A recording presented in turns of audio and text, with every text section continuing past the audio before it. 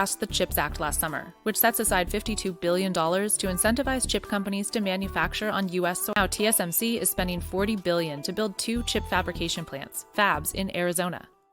The fact of the matter is TSMC is a really important company, and the world doesn't have more than one of them. It is imperative upon ourselves and them for them to also invest in diversity and redundancy. And Will you be moving any of your manufacturing to Arizona? oh, absolutely, we'll use Arizona, yeah. And then there's the chip shortage. As it largely comes to a close and supply catches up with demand, some types of chips are experiencing a price slump. But for NVIDIA, the chatbot boom means demand for its AI chips continues to grow, at least for now.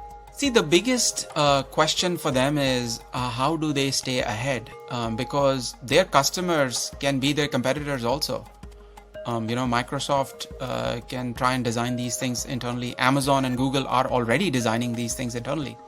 Tesla and Apple are designing their own custom chips too. But Jensen says competition is a net good. The amount of power that the world needs in the data center will grow. And you can see in the recent trends, it's growing very quickly. And that's a real issue for the world.